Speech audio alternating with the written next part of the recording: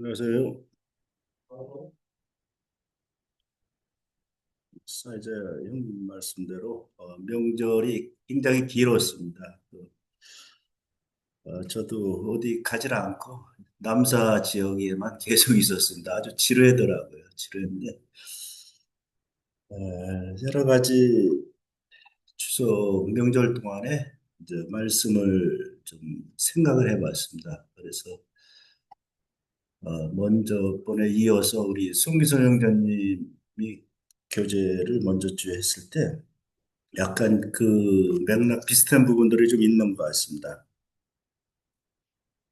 우리가 세상을 살면서 여러 가지들을 생각해 볼 수가 있죠. 근데 하나님이 보시는 관점은 우리들이 보는 관점하고 틀린 것을 알 수 있습니다. 또 우리는 주변에 많은 사람들이 이제 많은 것을 가지고 있는 부한 사람들을 보게 될 때 때로는 기가 죽기도 하고 또 위축되기도 하는데 이 하나님 보시기에 그런 것은 아무것도 아니라고 이렇게 말씀하고 있습니다. 이 구약 성경 나홈서에 보면은 이 하나님이 그들은 마른 지푸라기와 같아서 모두 타버릴 것이다. 그래서 아수르가 굉장히 강대한 국가고 그 나라는 결코 멸망하지 않을 그러한 나라인데 하나님이 보시기에 나홈서 1장에 이렇게 말씀하고 있습니다. 그들은 술에 취한 것 같은 그들은 마른 지푸라기와 같아서 다 타버릴 것이다. 그래서 세상의 그 권력이나 이런 것들은 다 타버릴 것을 말씀하고 있는 것을 보게 됩니다. 그래서 또 우리 그리스도인들을 생각해 볼 때, 참 하나님이 우리들을 볼 때, 참 너희들은 아주 위대한 자들이라고 이렇게 말씀하고 있는 것을 보게 되죠. 이사야서 32장 말씀을 한번 찾아보겠습니다. 다 같이 이사야서 32장 구약 성경 1004페이지에 있습니다.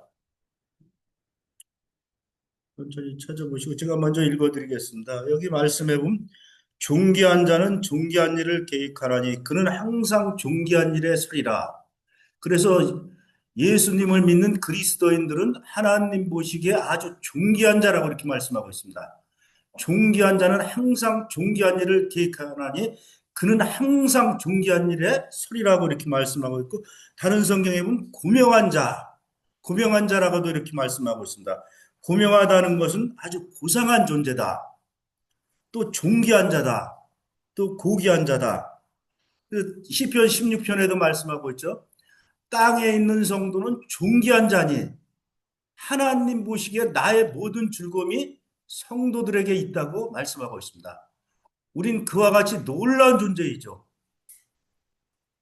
그래서 주님을 믿는 성도들을 하나님 보시기에 너희들은 너그러운 사람이고 너희들은 하나님 앞에 아주 성실한 자들이다. 오늘은 바벨론에서 올라온 5만 명에 대해서 또 이어서 말씀드리는데 그 사람들은 어떻게 올라왔죠? 한번 말씀해 보시기 바랍니다. 지난번에 말씀드린 대로 하나님의 감동하심을 받고서 올라왔죠. 고레스의 마음을 감동시키시고 5만 명이라고 하는 사람들은 다 하나님의 말씀에 감동해서 그래서 감동이라는 건 하나님의 호흡, 숨결인 것입니다. 하나님의 사랑을 부어놓고 하나님이 그를 사랑하는 자. 그래서 감동. 그래서 울림을 받는 겁니다. 아, 내가 하나님 말씀을 받고 내적으로 변화가 돼서 삶의 변화가 되는 그래서 울림을 받는 것입니다.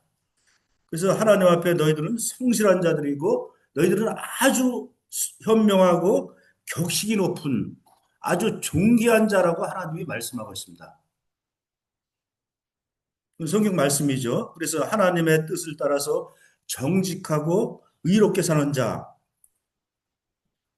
다 찾으셨죠? 여기 시편 아니 저기 이사야 32장 8절 존귀한 자 이렇게 계속 세 번이나 두 번 이상 나오는 건 강조라고 그러는데 여기 세 번 나오고 있습니다. 한 절에 존귀한 자는 존귀한 일을 계획하고 존귀한 일에 서리라.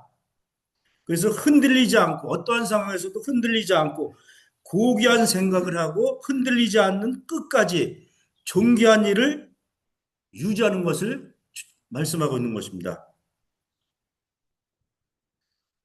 우리는 그 애벌레가 아닙니다.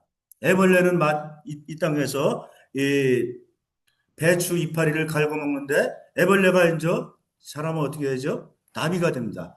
나비가 날라서 꽃 속에 꿀을 먹는 것과 같이 우리는 전에는 땅의 것을 바라보고 땅의 것을 먹는 존재가 이제는 하나님의 말씀을 먹는 하나님의 말씀을 먹고 자라는 것입니다. 또 말씀 안에서 우리가 살아가는 그러한 아주 높은 존재인 것을 볼 수가 있습니다. 우리 생각해 보시기 바랍니다. 전에는 땅의 것만 바라봤죠, 우리가. 이제는 위의 것을 바라보는 존재인 것입니다.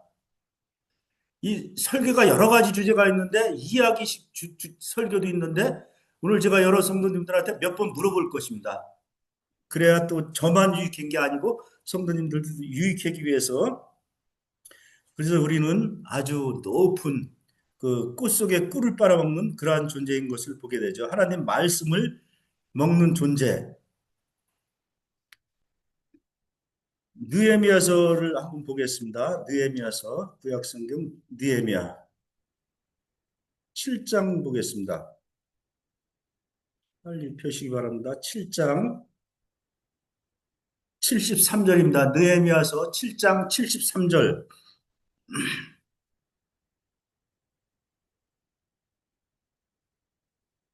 예, 읽어드리겠습니다. 이와 같이 제사장들과 레위 사람들과 문지기들과 노래하는 자들과 백성 몇 명과 느디딤 사람들과 온 이스라엘 자손이 다 자기들의 성읍에 거주하였느니라.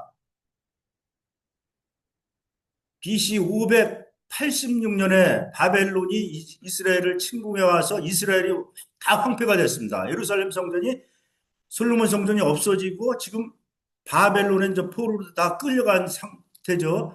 그러한 상황에서 48년 만에 이스라엘 백성들이 예루살렘에 돌아온 상황입니다.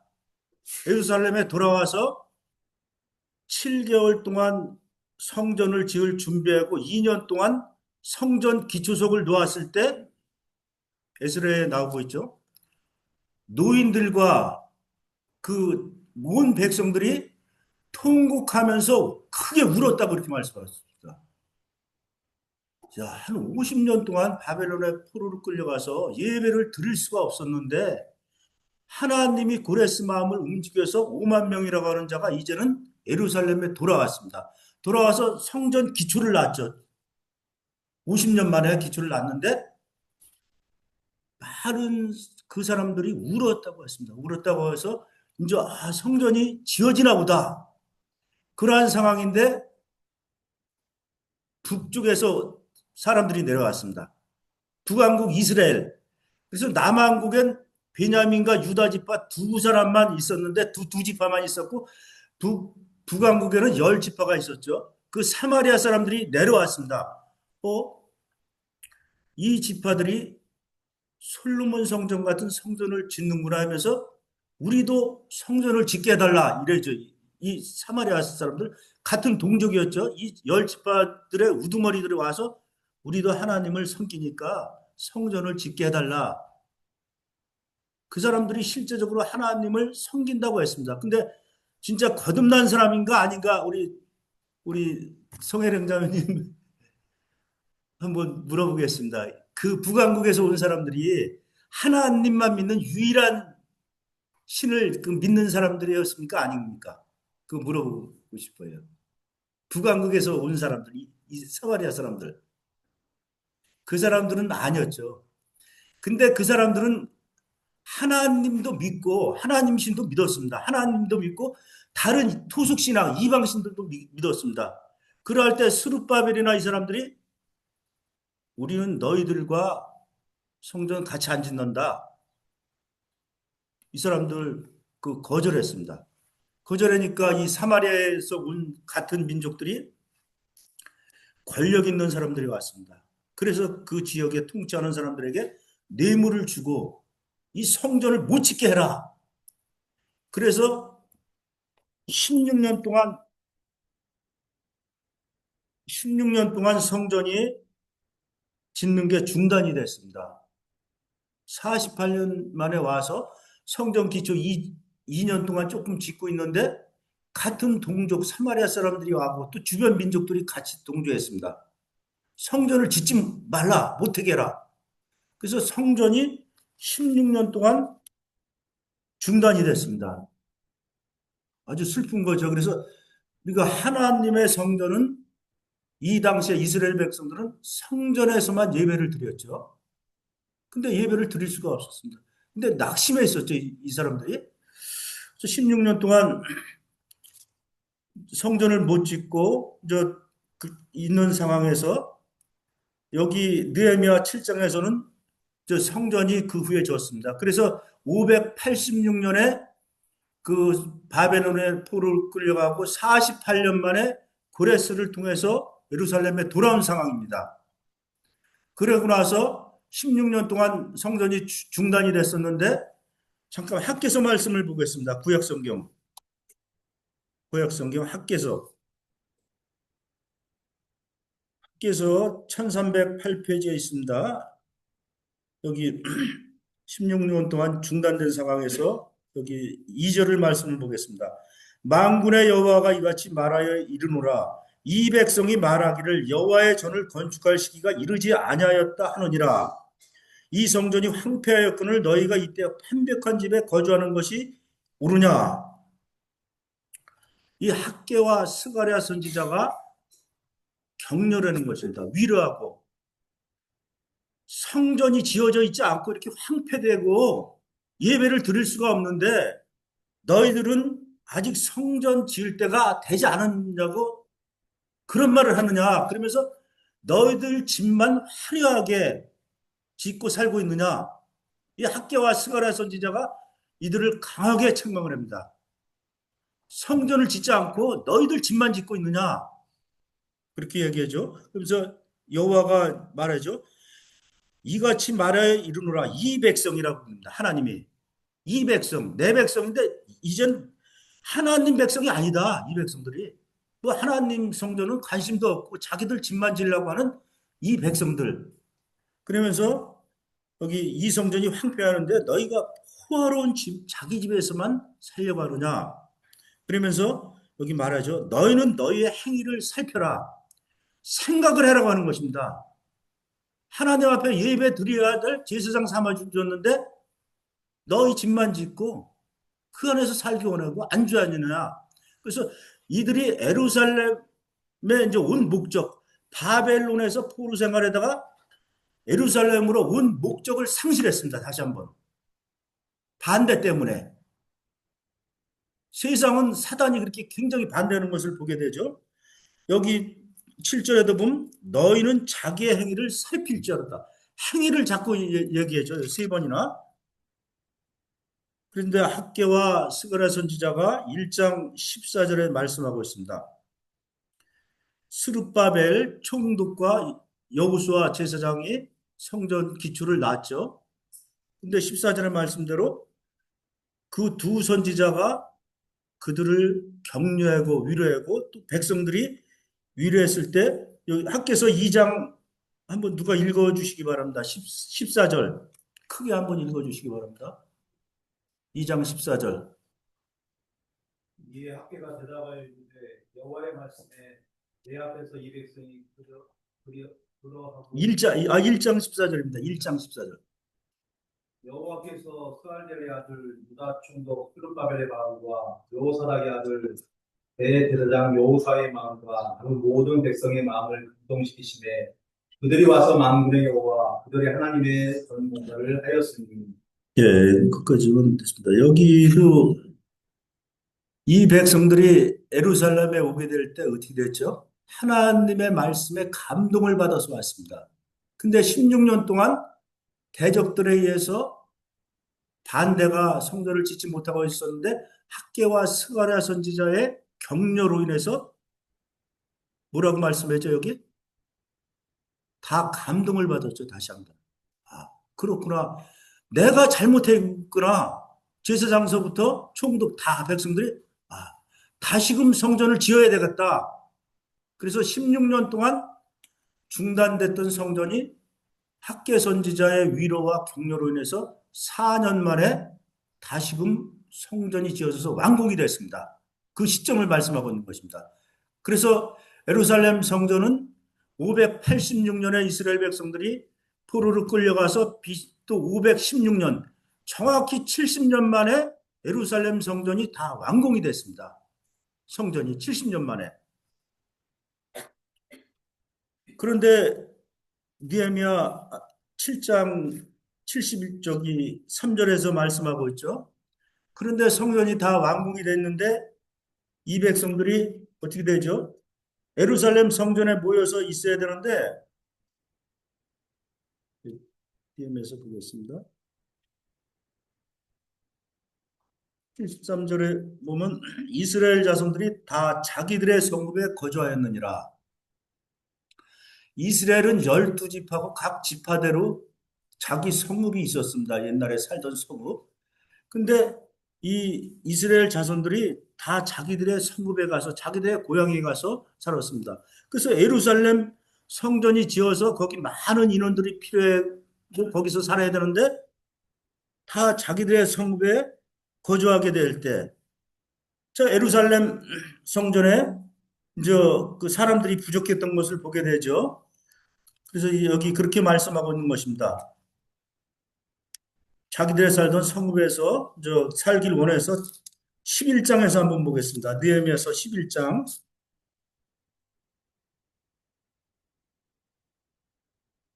백성의 지도자들은 예루살렘에 거주하였고 그 남은 백성은 제비 뽑아 10분의 1은 거룩한 성 예루살렘에 거주하게 하고 10분의 9는 다른 성읍에 거주하게 하였으며, 그래서 예루살렘 성전이 70년 만에 지어졌는데 사람이 얼마 살지 않았습니다. 백성의 지도자들만 살아있고 나머지 그래서 우여곡절 곳에 10분의 9를 제비 뽑아서 10분의 1을 예루살렘에 그 뽑힌 자들은 예루살렘에 거주하게 하기 위해서 제비를 뽑은 것입니다. 우리가 지난번에 우리 오락실 때 그 제비 뽑아서 당첨되면 어떻습니까? 사실 기분이 좋은 거죠. 근데 이 당시에 10명 중에 한 명이 제비 뽑으면 난 내 성읍에서 내 고향에서 살지 못하고 예루살렘에 살아야 돼. 여기를 지켜야 되니까 어찌 보면 투덜거렸을 것입니다. 예루살렘은 위험한 곳이죠, 여기. 성전을 지어야 되고 거룩해야 되고 다 이렇게 그런 상황인데, 그래서 10분의 9가 이제 다른 성읍에 거주하고 10분의 1이 어쩔 수 없이 예루살렘에 뽑힌 자들이 살아야 되는 그런 상황이 됐습니다. 2절 보겠습니다. 2절에 보면 예루살렘에 거주하기를 자원하는 모든 자를 위하여 백성들이 복을 빌었느니라. 그런데 여기 제비 뽑기를 안 한 사람들이 있었습니다. 그 사람들 중에. 무슨 제비를 뽑냐? 우리는 자원해서 내 고향 버리고 바벨론에서 올라와서 내 고향에 있었는데 내 고향을 버리고 난 다시 예루살렘에 돌아가서 예루살렘 성전에 거하기를 원해. 예루살렘 성전에서 하나님 앞에 예배드리는 그 일을 여기 말씀에 2절에 말씀하고 있죠. 예루살렘에 거하기를 자원하는 모든 자를 위해서 여러 부류가 있는 것을 보게 되죠. 예루살렘 성전에 가서 예배를 드리고 너는 살기 원한다. 그래서 자원하는 자들이 여기 있었던 것을 보게 되죠. 또 이스라엘 백성들의 마음 상태가 이제 해이해지고 나태해지고 또 예루살렘에 거주하기를 싫어했는데 그래도 소수의 무리들이 예루살렘에 거주하기를 원해서 그 예루살렘으로 왔던 것을 보게 되죠. 그래서 여기 말씀대로 우리는 하나님 성벽 안에서 거룩한 삶을 살기를 원하는 것입니다. 소수의 무리, 항상 많은 수가 아닌 것을 보게 되죠. 그래서 이 구약에서는 예루살렘 성전, 솔로몬 성전과 이제 스룹바벨 성전이 지어졌죠. 성전이 지어졌는데 구약의 이스라엘 백성들은 성전에서 모였습니다. 성전에서 모이고 성전에서만 예배를 드렸는데 신약에 와서는 우리 몸이 뭐라고 얘기하죠? 우리 상조 형제 우리 성전 우리를 뭐라고 해야죠? 신약에서는 아니, 고린도전서 3장 16절에 말씀하고 있습니다. 너희가 하나님의 성전인 것과 구약에서는 성전 건물이죠. 근데 신약에 와서는 너희가 하나님의 성전인 것과 하나님의 성령이 너희 안에 거하시는 것을 너희가 알지 못하느냐. 하나님의 성전은 거룩하니 너희도 거룩하니라. 누구든지 하나님의 성전을 더럽히면 내가 그 사람을 멸한다고 이렇게 말씀하고 있습니다. 신약 시대 우리는 하나님의 성전인 것입니다. 에베소서 2장에서도 말씀하고 있죠. 건물마다 서로 연합하여서 주 안에서 성전이 되어가고, 이 건물은 사실 건물일 수밖에 없는 것입니다. 우리 구원받은 성도들은 하나님의 성전 건물마다 서로 연결되어 주 안에서 지어져 가는 자들인 것입니다. 그래서 건물은 사실 이스라엘에게만 주어졌던 거죠. 우리 신약에 와서 구원받은 성도는 내가 성전인 것입니다. 내가 성전. 그래서 내가 복음을 전해서 누가 구원받으면 그 사람이 성전이 된 것입니다. 제가 저희 아버님에 대해서 잠깐 말씀드릴게요. 저희 아버님이 예수님을 그렇게 거부했었는데 제가 하나님 앞에 기도했습니다. 하나님, 우리 아버님을 구원해 주십시오. 나는 더 이상 복음 전해서 내 말 안 듣습니다. 하나님이 지으신 피조물이니까 하나님이 알아서 하십시오. 하나님한테 때를 썼습니다. 그래서 그때 선교지에 가려고 하는 어떤 형제가 있었어요. 형제님 오셔서 아버님 복음을 전해 주십시오. 지금 그 암에 걸려서 얼마 못 사시니까 오시라고 그랬더니 그 선교제 여행 티켓을 비행기 티켓을 끊었는데 그걸 취소해. 당신들 먼저 가시오. 난 나중에 합류한다. 그래서 그분이 오셔갖고 복음을 전해서 그때 구원을 받으시더라고요. 그래서 우리는 최선을 다해야 되는 것입니다. 그래서 그 형제님이 그렇구나. 어디 가야 되고 비행기 티켓 계획이 있는데 그걸 취소하고 최선을 다하는 거죠, 우리가.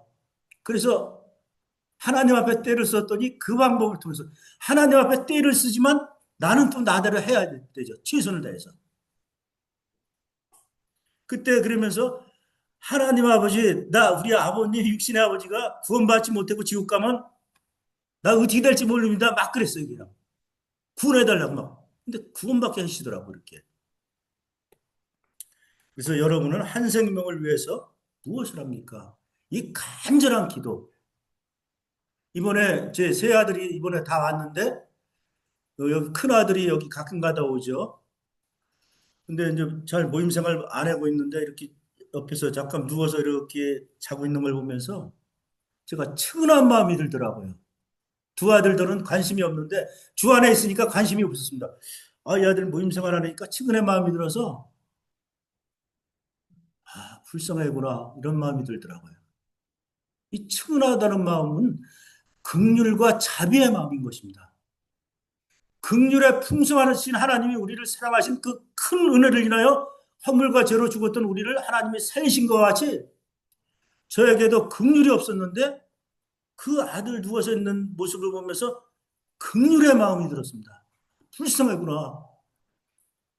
이 아들이 모임 안에 들어와서 주님을 섬겨야 되는데 그런 마음을 저에게 주시더라고요. 그 긍휼의 마음인 것입니다. 우리 그러한 긍휼의 마음이 있는지 모르겠습니다. 저에게 그런 마음은 저도 긍휼의 마음이 참시지만 그렇구나. 성전 안에 또 성벽 안에 살고 싶지 않은 우리의 모습을 보겠습니다. 우리 느헤미야서 13장에서 보겠습니다. 넘겨보시기 바랍니다. 13장.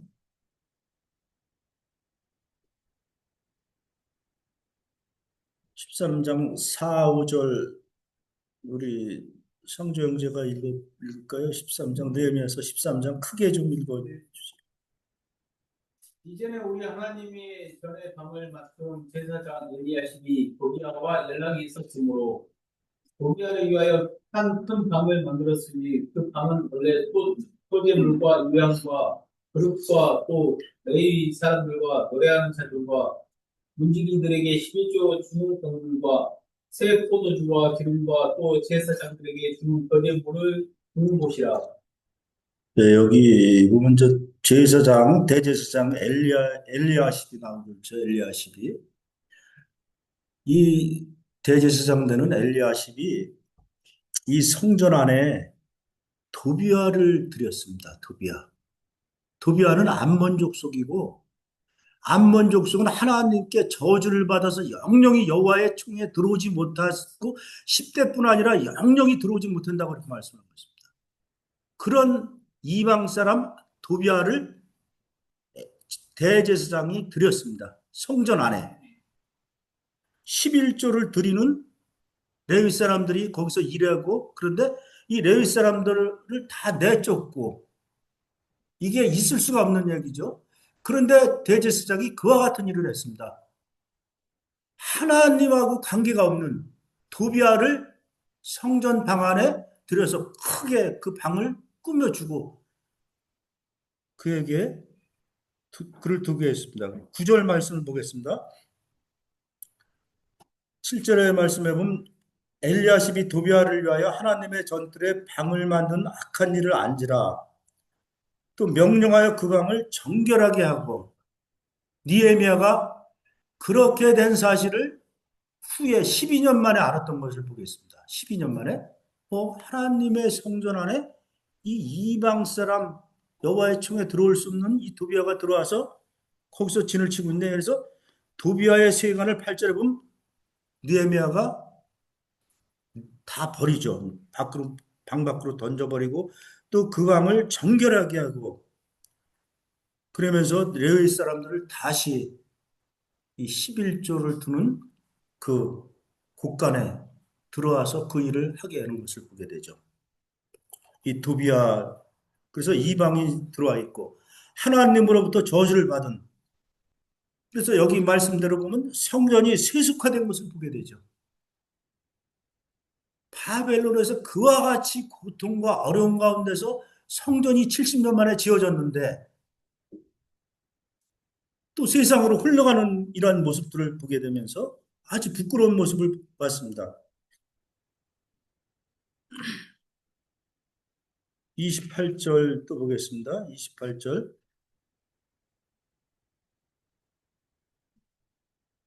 이승용 형제 28절 말씀 한번 읽어줄까요? 28절. 디엠에서 13장.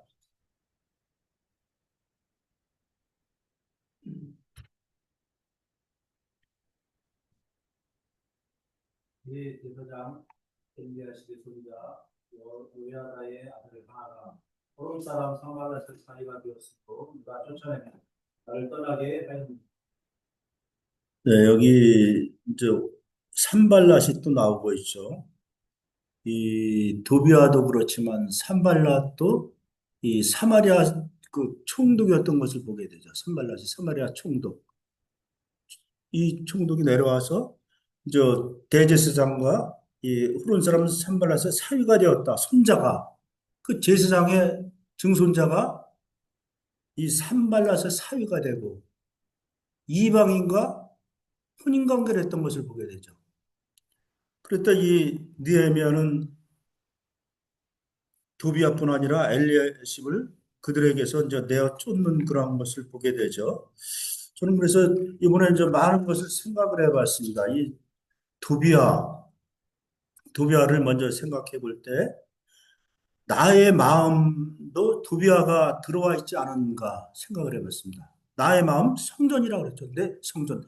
이때 실제적인 건물의 성전 안에 도비아가 들어가 있었는데, 오늘날은 주님이 말씀대로 내가 성전인데, 내 안에 도비아가 들어와 있지 않은지요. 세속적인 그 욕심, 또 사람의 인정을 받기 위해서 그만하고, 전에 한 20년 정도 된 것 같습니다. 어떤 자매님인데 저한테 얘기하더라고요. 형제님은 어떤 세상 사람들한테 인정을 받기를 좀 좋아하시는 거 아닙니까? 그런 얘기를 하시더라고요. 웃으시면서 좋게 권면을 하시더라고요. 왜냐하면 제가 이제 그 지역에서 어떤 뭐 지역에 저 감투를 맡고 이런 거 하니까 하나님 믿는 사람들은 그러한 것을 하면은 좋지 않은데 이제 그렇게 보였던 것 같아요. 근데 그냥 얘기만 했죠. 그러고 나서 그분이 이제 남사를 떠나고 한 7년 만인가 8년 만에 또 왔었는데 그때도 제가 무슨 감투를 맡고 있는 걸 보시더니 형제님은 여전히 감투를 좋아하시나 봐요. 이제 그러더라고요. 그때는 잘 제가 부끄러운 걸 못 느꼈는데, 아, 지나고 나니까 굉장히 강하게 권면하시는구나. 아, 그렇구나.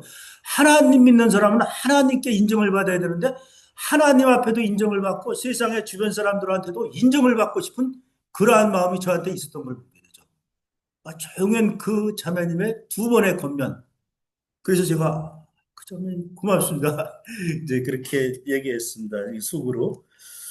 그래서 이 두비와 같이 내 마음에 들어와 있는 이 세속적인 것, 교만한 것, 하나님 앞에도 인정받고, 하나님 앞에 잘 예배당 가고 또 빠지지 않고 또 세상 행사도 잘 쫓아가고 양다리 걸치는 거지만 다 인정받고 싶은 마음이 사실 있습니다. 근데 이제 좀 나이 먹어서 보니까 아, 내가 왜 그렇게 살았나? 다시 한번 그 기회가 오면 절대 그렇게 안 살았을 텐데 그런 굉장히 후회를 되게 되죠. 좀 나이 들으니까 철이 드는 것 같습니다, 이게. 나이가 좀 먹어야 돼요, 사실. 나이가 어리면 누가 말해도 안 들어요, 그냥.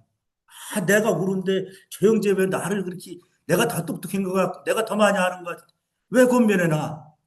저도 그랬던 것 같습니다. 근데 나이 먹으니까 스스로 하나님으로부터 그 깨닫게 되더라고요. 그래서 하나님만 모시는 성전으로 회복이 돼야 되는 것입니다. 베드로전서 4장 3절에 이런 말씀이 있습니다. 음란과 정욕과 향락과 무법한 우상 숭배를 한 날이 너희가 이방인의 뜻을 따라 행한 날이 지나간 때로 조카도다 이렇게 말씀하고 있습니다. 이방인의 뜻을 따라 이건 거듭나지 못한 그 성도일 수도 있지만 구원받은 후에도 여전히 이방인의 뜻을 따라 하나님의 뜻도 따르고 이방인 뜻도 따르고 그래서 아 이게 이방 사람들이 원하는 것이구나. 이방인의 뜻을 따라 살던 날이 지나간 때로 족하니까 지나간 때를 생각하지 말아라. 교훈만 삼아라. 이렇게 말씀하시는 것을 보게 되겠습니다. 그래서 이런 것들을 이제 보면서 그래서 성경 문화에는 아무 것이나 세속적인 것이 들어오면 안 되는 것이죠. 이런 것들이 들어오게 되면 거룩을 잃어버리는 것입니다. 이 구별된 삶을 우리는 살아야 되는 것입니다. 성별된 삶을 살아야 되는 것입니다. 하나님은 거룩한 사람과만 일을 하고 계십니다. 그렇죠. 거룩한 제사장들이 하나님의 일을 잘 순종해서 하다가 이방 사람들의 그 압력에 의해서 16년 동안 성전 건축이 중단되는 이 놀라운 일이 있었고, 그리고 느헤미야서 먼저 느헤미야가 3차 포로로 예루살렘에 돌아오죠. 그러면 예루살렘 성전이 지어진 거와 예루살렘 성벽이 지어진 시점이 틀린 것을 보게 되죠. 예루살렘 성전은 바벨론에 끌려간 그 70년, 딱 70년이 됐을 때 성전이 지어졌는데 수룹바벨 성전이라고 해서 그 성전 지어졌는데 예루살렘에 있는 성벽은 느헤미야가 돌아오고 52일 만에 지어졌는데 71년 만에 성벽이 지어졌습니다. 586년에 그 바벨론에서 돌아와서 516년 하면 정확히 70년이고 또 516년에서 445년을 빼면 BC 445년에 성벽까지 지어졌습니다. 141년 만에 성전과 성벽이 지어졌습니다. 그렇게 성벽 지어진 그게 계속 방해가 있었죠. 느헤미야서도 보면 계속 산발락과 도비아와 게스 사람들이 계속 방해를 하고 그래서 이 성벽을 지을 때 한 손으로는 그 공사를 하면서 한 손으로는 또 오른쪽에는 뭐가 있었죠, 여기? 우리 이승용 형제 잘 모르죠? 한쪽엔 창이 있었습니다, 창.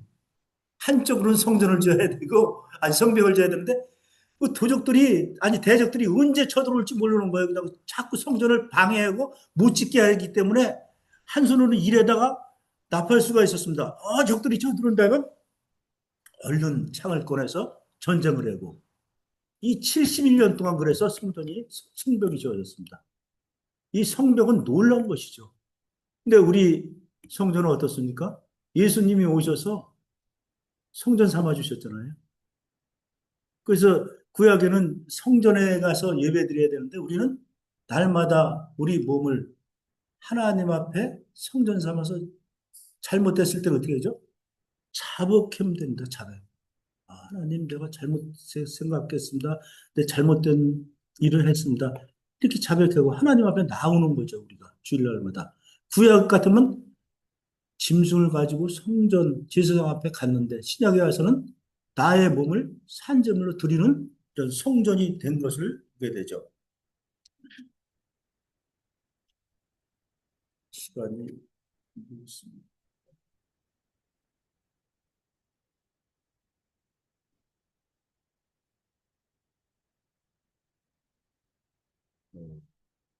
또 우리 그 신약 성경에 보면 저 문을 여는데 실패한 사람들이 있었죠. 그 사람들이 이제 바리새인들인 것을 보게 되죠. 바리새인들은 분리주의자들, 또 우리는 거룩한 자들, 하나님이 참 보시기에 그들은 참 세속화되고 그들은 고립되어 있었는데 바리새인 뜻이 뭐라고 했죠? 지금 제가 말씀드린 대로 구별된 자, 분리된 자. 그래서 그들은 그렇게 생각했습니다. 우리는 저 세리들과 다른 존재다. 우리는 하나님의 말씀을 읽고 말씀을 따라서 살면서 우리는 하나님 앞에 기도하고 또 하나님 앞에 말씀을 암송하고 그러면서 이 세린들과 같지 않고 너희들은 더러운 존재다. 우리는 하나님 앞에 구별된 자다. 그렇게 하면서 자기들끼리만 똘똘 뭉치고 자기들만 하나님을 예비하는 그러한 자들로 자기들을 생각했습니다. 그래서 이 성전된 우리는 어떻게 되죠? 세상으로 나가서 복음을 전해야 되죠. 가족이나 친지들 가까운. 근데 이 바리새인들은 구별된 자라고 하면서도 아주 고립됐습니다. 자기들만 거룩하다. 저 사람들은 아주 죄인들이다. 막 이렇게 여겼죠. 아주 고립된 삶을 살아갔던 것을 보게 되죠. 그래서 이 바리새인들은 아주 속이 좁은 자들이었던 것을 보게 되죠. 그럼 우리 이제 신약교회를 좀 말씀드리겠습니다. 신약교회 우리에 대해서 우리 교회는 하나님이 우리를 세상 가운데서 불러낸 자들인 것입니다. 에클레시아라고 하죠, 교회. 하나님이 불러낸 무리, 하나님이 불러낸 성전, 아주 고귀한 놀라운 존재죠. 베드로전서 찾지는 않겠습니다. 2장 9절에 보면 하나님이 말씀하죠. 너희는 택하신 족속이요 왕 같은 제사장이요 거룩한 나라요 그의 소유된 백성이니 이는 너희를 어두운 데서 불러내서 이렇게 말씀하고 있죠. 거기 보면 세 가지 나오고 있습니다. 너는 거룩한 백성이요 왕 같은 제사장이요 그의 소유된 백성이라고 하는데 거기 보면 소유된 백성이라는 뜻이 이 출애굽기 잠깐 보겠습니다. 출애굽기 19장 4절. 출애굽기 19장 제가 읽어드리겠습니다. 출애굽기 19장 다 같이 펴서 한번 보시기 바랍니다. 19장 4절 내가 애굽 사람에게 어떻게 행하였음과 내가 어떻게 독수리 날개로 너희를 업어 내게로 인도하였음을 너희가 보았느니라. 너희가 내 말을 잘 듣고 내 언약을 지키면 너희는 모든 민족 중에서 내 소유가 되겠고 너희가 내게 대하여 제사장 나라가 되며 거룩한 백성이 되리라. 여기 말씀하고 있죠. 하나님이 이스라엘 백성들을 너희가 어떻게 애굽에서 내가 행한 일을 애굽에 10가지 재앙 내린 것을 말씀하면서 어떻게 독수리 날개로 너희를 업어서 내게로 인도했음을 너희가 보았느니라. 마치 독수리가 그 새끼를 날개 품 안에 안아서 그 보호하고 인도한 것 같이 독수리 날개로 너희를 업어서 내게로 인도하였다. 아브라함을 불러내시고 또 애굽에서 불러내시고 바벨론에서 불러낸 목적이 분명히 있는 것입니다. 여기 말씀하고 있죠. 내 언약을 지키면 너희는 모든 민족 중에서 내 소유가 되겠다. 지난번에 말씀대로 이 내 소유라는 것은 시굴라라는 것입니다. 시굴라. 하나님의 거룩한 보물상자, 보배로운 상자 안에 왕이 놓고 아주 아끼고 열쇠로 그거를 꺼내서 보고 싶을 때 보는 하나님이 많은 백성들 가운데 이스라엘 백성들을 그와 같이 애굽에서 불러내고 바벨론에서 불러내고 그렇게 불러낸 분명한 목적이 있다. 그렇게 말씀하고 있습니다. 너희가 모든 민족 중에서 내 소유가 되겠고 두 번째는 내게 대해서 제사장 나라가 되겠다. 이렇게 말씀하고 있죠. 제사장 나라. 세 번째는 거룩한 백성이 되리라. 그래서 이 이스라엘 백성들이 저 그렇게 인도해내셨다는 것을 출애굽기에서 말씀하고 베드로전서 2장 9절에는 이 출애굽기 말씀을 얘기하는 것입니다. 이스라엘 백성들을 하나님의 특별한 시굴라 백성 삼았는데 오늘날 교회를 아주 특별한 소유로 삼겠다 이렇게 말씀하고 있습니다. 그래서 이 불러낸 것입니다. 말라기서 말씀을 보겠습니다. 말라기서 구약성경 말라기서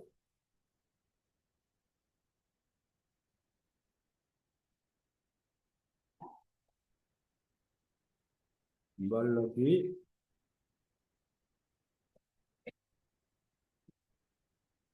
1장 6절과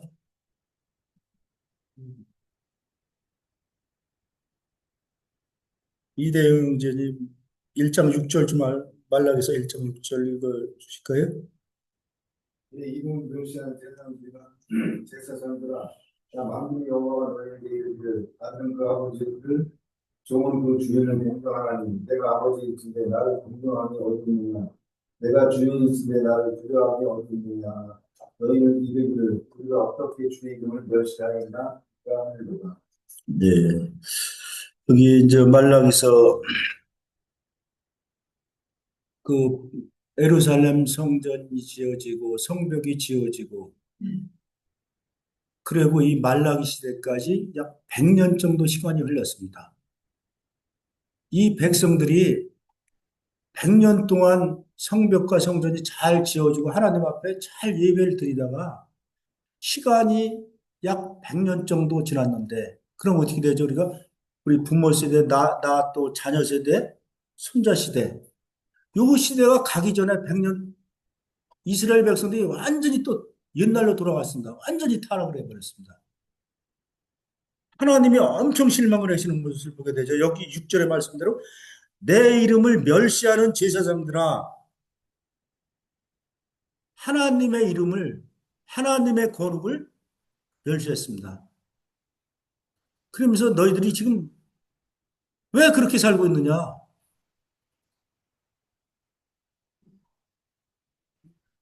8절의 말씀 보면 만군의 여호와가 이르노라 너희가 눈먼 것 희생제사를 드리는 것 병든 것 저는 것 이 악한 것을 나한테 가져오는데 내가 하늘 문을 닫았으면 좋겠다 이렇게 말씀하고 있습니다. 10절의 말씀을 보면 너희가 제단 위에 헛되이 나를 경배하니까 내가 하늘 성전 문을 닫았으면 좋겠다.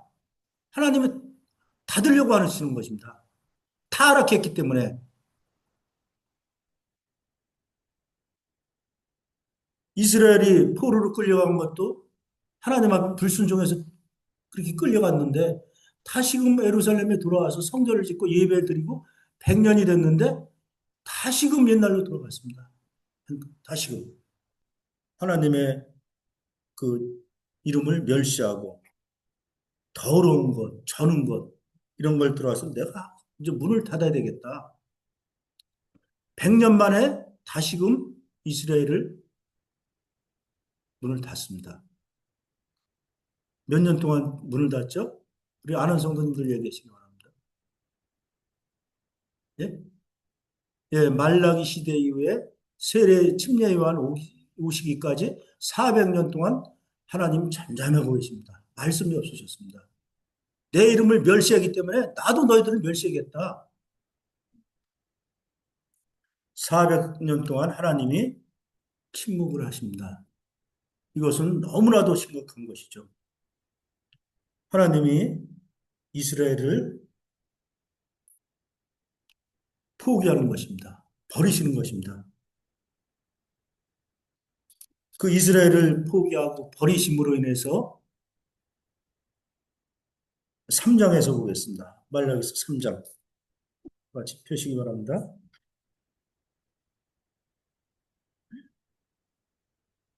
우리 주기도 형제님 16절과 17절 한번 읽어주시기 바랍니다. 말라기서 3장.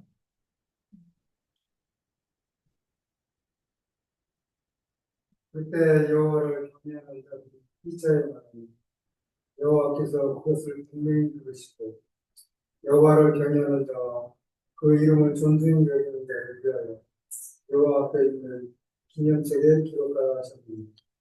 만군의 여호와 이름으로 나는 내가 정한 날에 그들을 나의 특별한 소유로 삼을 것이요 또 사람이 자기를 섬기는 아들 앞뒤같이 내가 그들을 예, 끊으시기 바랍니다. 이스라엘이 하나님 앞에 범죄하고 타락함으로 인해서 하나님으로부터 버림을 받았습니다. 완전히. 그래서 여기 말씀대로 17절에 말씀하고 있죠.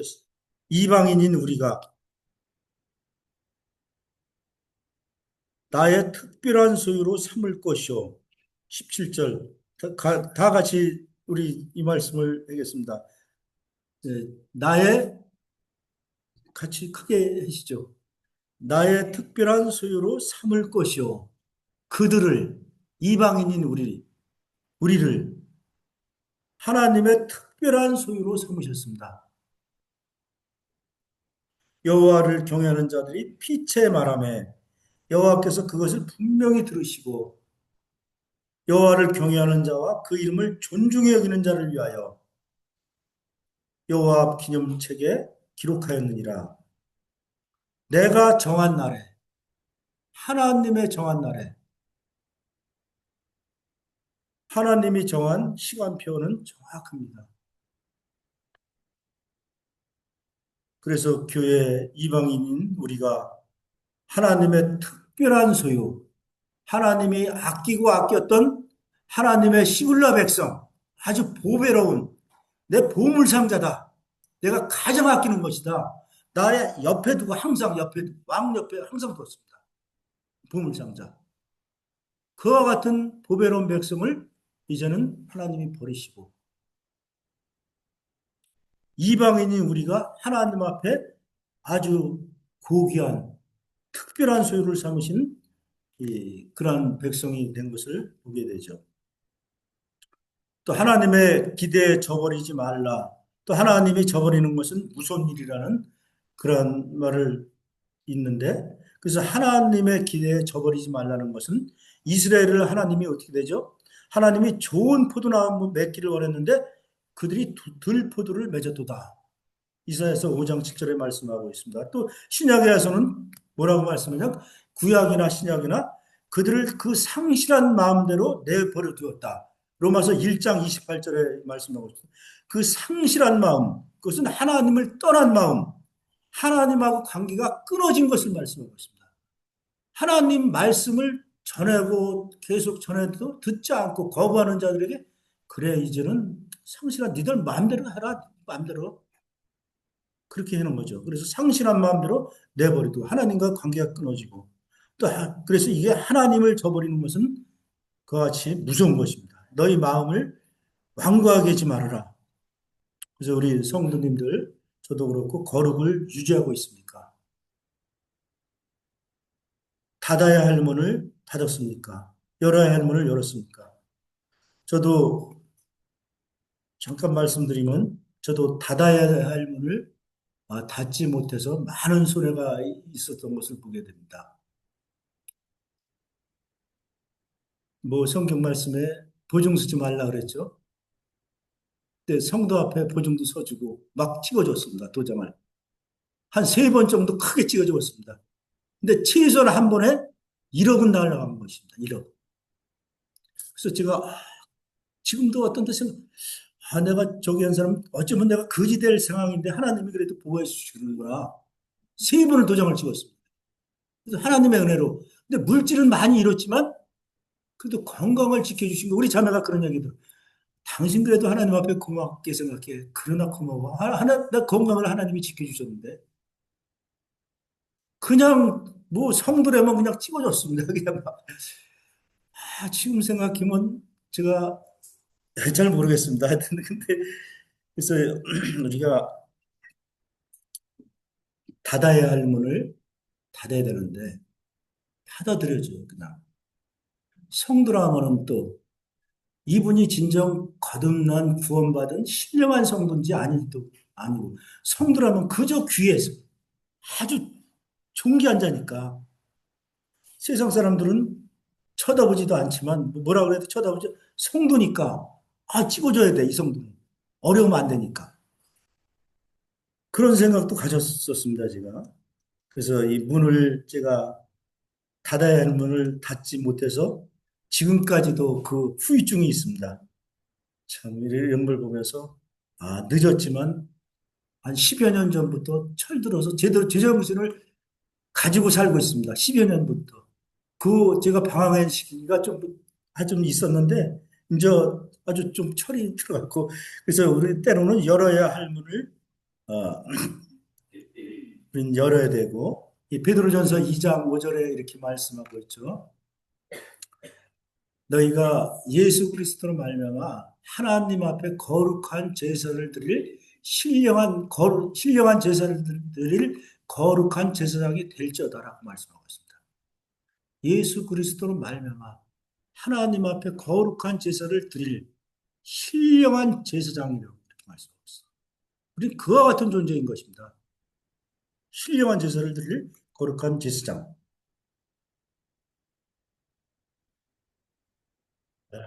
그래서 참 이스라엘 백성들을 볼 때 그들은 무참히 실패했습니다. 그 조상들 그 어렵게 성전을 지었는데 100년도 못 가서 하나님을 멸시하고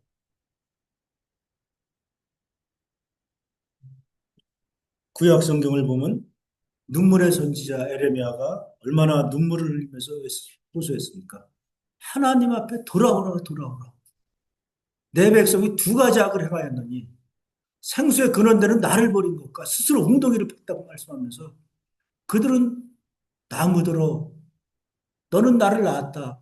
돌들어 너는 내 아비다. 에레미야에서 보면 이스라엘 백성들이 그와 같이 말을 했습니다. 어떻게 돌이 나무가 자기들을 낳은 아비라고 합니까? 이 우준한 마음이 있는 것 같습니다. 사람 마음. 성도들도 마찬가지입니다. 뭐 다는 아니지만 저 같은 경우도 왜 그렇게 내가 잘못해서 생각했었나? 뭐가 들어온 것 같습니다. 어찌 보면 그때는 너희들이 이스라엘이 걸었던 그 길을 밟지 말아라. 눈물로서 주님이 말씀하고 있습니다. 하나님이 교회에 더 이상 기대할 게 없으면 어떻게 되죠? 교회가 너무 세속화된 교회가 많이 있는 것을 보게 되죠. 주님은 곧 오십니다. 주님이 휴거될 때 우리가 깨어 있어야 되는 것입니다. 그때 하나님이 교회를 끌어올리신 것입니다. 신약계 우리 교회도 똑같이 세상과 똑같이 흘러가고 있지 않나 생각해 보시기 바랍니다. 깨어있는 성도님들이 되시기 바랍니다. 또 제사장 역할을 잘하는 실패하지 않는 하나님의 특별한 소유가 되기를 원합니다. 그래서 이 이스라엘 또 교훈을 보게 될 때 스룹바벨이 이스라엘 그 성전을 지을 때는 성전을 회복하는 예배 회복이 있었던 것을 보게 되죠. 우리 세 가지를 생각해 봐야 됩니다. 먼저 제 자신도 하나님 앞에 예배드리는 예배의 회복, 또 에스라를 통해서 하나님의 말씀을 새벽부터 정오까지 말씀을 전했을 때 그들이 막 울고 통회하고 자복했습니다. 말씀 회복이 있어야 됩니다. 예배 회복과 말씀 회복. 또 느헤미야를 통해서 거룩한 삶의 회복. 세 가지가 따라야 되는 것입니다.